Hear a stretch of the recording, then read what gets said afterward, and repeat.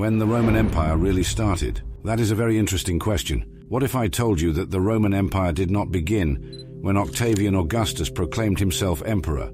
Don't worry, I will explain everything to you. At the start, it might appear silly, because when you type the title question into Google, you get a clear answer. The Roman Empire was founded when Augustus Caesar proclaimed himself the first emperor, blah blah blah. But why is this sentence wrong? Before I answer that, let me quote a definition from the Cambridge Dictionary describing what an empire is: a group of countries ruled by a single person, government, or country. Originally, an empire meant that it was ruled by a single ruler with the title of emperor.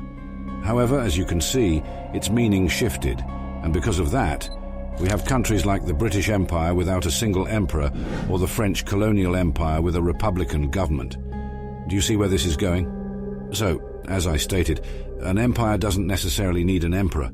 It just requires some form of government ruling over different countries and people. Therefore, I put forward the thesis that the Roman Empire was already an empire during the Republic. But when exactly?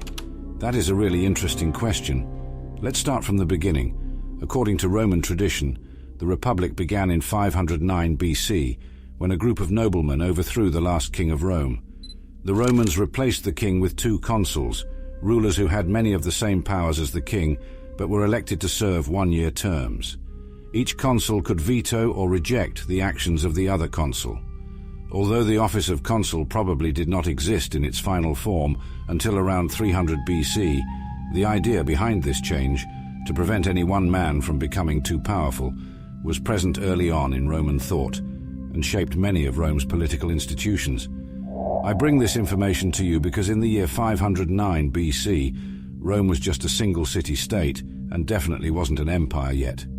But what is more important is the office of consul, which was a huge cause of Rome's expansion.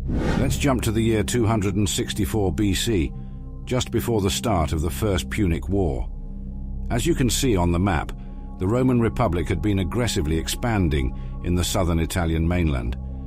It had conquered peninsular Italy south of the Arno River by 270 BC, when the Greek cities of southern Italy submitted after the conclusion of the Pyrrhic War. But in my opinion, this still wasn't an empire. It was just ruling over Italy, and not even in its entirety. Rome was definitely a great power, but so was Carthage. After the First Punic War, Rome gained Sicily, Corsica, and Sardinia, but it still wasn't an empire. The Second Punic War was a breakthrough.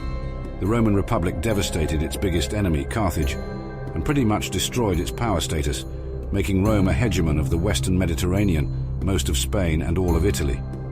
But yet, it wasn't an empire because it wasn't ruling over a group of countries. My chosen date for the start of seeing Rome as an empire is the year 146 BC. You might ask why? It is the year the Punic Wars finally ended, and Carthage, Iberia, and Greece were ruled by the Roman government. It indeed fits the definition of ruling over a group of countries by a single government. Of course, it is my opinion, and you don't have to agree with me, but I state that Rome became an empire in the year 146 BC. Amen. If you disagree, I highly encourage you to start discussion in the comments and express your opinion. This was History Revamped. To the next video.